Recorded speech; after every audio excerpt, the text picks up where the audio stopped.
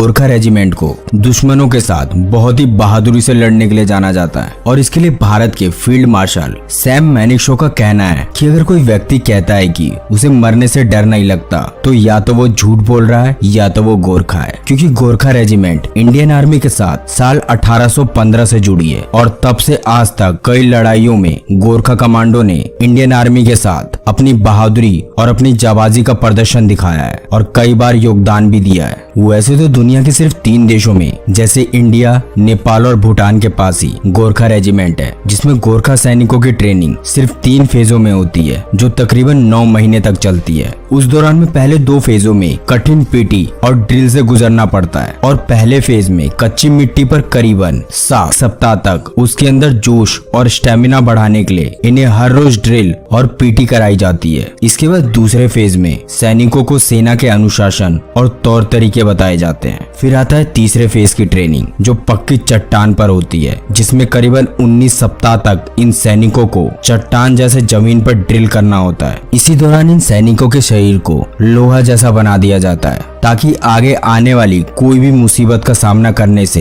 Gorkha regiment ना डरे। इसलिए आम रेजिमेंट के मुकाबले गोरखा कमांडो की ट्रेनिंग बिल्कुल अलग होती है। इसके अलावा गोरखा कमांडो अपने हथियार के लिए काफी प्रसिद्ध है, जिसको नेपाली भाषा में कुकरी कहा जाता है। असल में ये एक 12 इंच का एक लंबा चाकू है जिसको गोरखा का हर एक जवान अपने पास रखता है, क्योंकि इस चाकू के बारे में एक बहुत खास बात है कि जब कोई गोरखा अपनी कुकरी को बाहर निकालता है तो फिर वो अपने दुश्मनों को खून निकाले बिना उस कुकरी को दोबारा अंदर नहीं रखता है। वैसे तो कई लोगों का कहना है कि गोरखा कमांडो में एक जाति के सैनिकों को रखा जाता है, लेकिन हम आपको बता दें कि ऐसा बिल्कुल भी नहीं है। असल में गोरखा किसी भी एक स्पेशल जाति के सिपाही नहीं होते, बल्कि इनमें पहाड़ों में रहने वाले अलग अलग जातियों के लोग पूरी तरीके से शामिल किए जाते हैं। हालांकि वैसी बात करते हैं एनएसजी कमांडो की, जो भारत के सर्वश्रेष्ठ कमांडो में से एक है और ये दुनिया के टॉप 5 स्पेशल फोर्सेस में एक माने जाते हैं। दरअसल एनएसजी कमांडो को भारत के वीआईपी या महत्वपूर्ण लोगों की सुरक्षा की जिम्मेदारी पूरी तरह दी जाती है और इन्हीं एनएसजी कमांडो पर उनकी सुरक्षा भी निर्धारित होती है। वैसे एनएसजी कमांडो देश के सबसे खतरनाक कमांडो होते हैं और एनएसजी कमांडो को ही ब्लैक कमांडो कहा जाता है। इसलिए हमारे देश के प्रधानमंत्री से लेकर अन्य महत्वपूर्ण राजनेताओं की सुरक्षा के लिए एनएसजी कमांडो को ही तैनात किया जाता है, क्योंकि एनएसजी कमांडो प्रत्येक क्षण किसी भी स्थिति में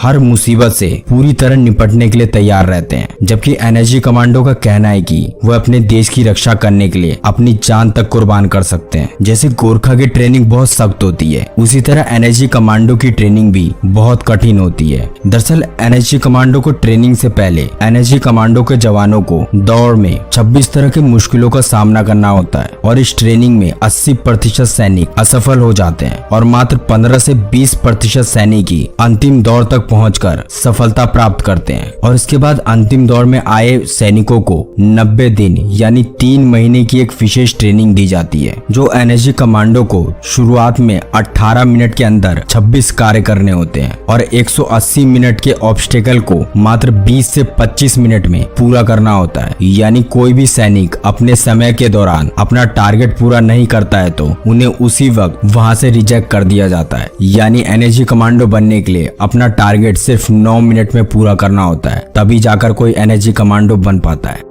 दरअसल गोरखा कमांडो की सैलरी देखी जाए तो 11वीं गोरखा राइफल्स में कार्यरत सैनिकों को लगभग 7.7 लाख से लेकर 9.7 लाख के आसपास सैलरी दी जाती है। और वहीं एनएसजी कमांडो की सैलरी देखी जाए तो मीडिया रिपोर्ट के मुताबिक एनएसजी कमांडो हर महीने 84,000 से लेकर 2.5 लाख रुपए तक कमाते हैं, जबकि एवरेज सैलरी की बात करें तो एनएसजी कमांडो को करीबन 1.5 लाख रुपए महीना मिलता है। दरअसल एसपीजी यानी सिक्योरिटी ऑफिसर ग्रुप की सैलरी भारत में 11.1 लाख रुपए दिया जाता है और जो विशेष सुरक्षा समूह अधिकारी हैं उन्हें 8 लाख से 15 लाख रुपए तक दिया जाता है। उसी तरह कमांडो के सिलेक्शन के बारे में जाने तो एनएसजी कमांडो सिलेक्शन प्रक्रिया की बात करें तो इसमें सीधी भर्ती का कोई तरीका नहीं है, क्योंकि एनएसजी के लिए सेना और पैरामिलिट्री फोर्स में से सैनिकों को सिलेक्ट किया जाता है। जबकि एक रिपोर्ट में बताया गया है कि एनएसजी के लिए करीबन 53% सिलेक्शन भारतीय सेना से होता है और अन्य 47% कमांडो को 4 पैरामिलिट्री फोर्स यानी सीआरपीएफ, आईटीबीएफ, आरएएफ और बीएसएफ, इन सभी चारों सेनाओं से मिलाकर चुना जाता है। और वहीं एसपीजी कमांडो का सिलेक्शन भी सीधी तौर पर नहीं किया जाता,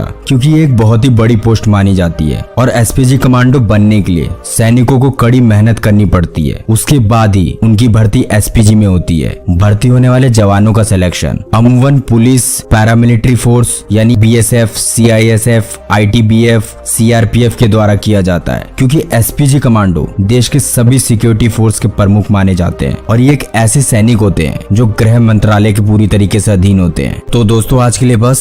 आप इसके अलावा और किस चीज पे वीडियो चाहते हैं हमें कमेंट करके जरूर बताइए। आपके बेशकीमती राय का हमें इंतजार रहेगा। फिर मिलते हैं ऐसी और वीडियो के साथ। तब तक के लिए जय हिंद, जय भारत, वंदे मातरम।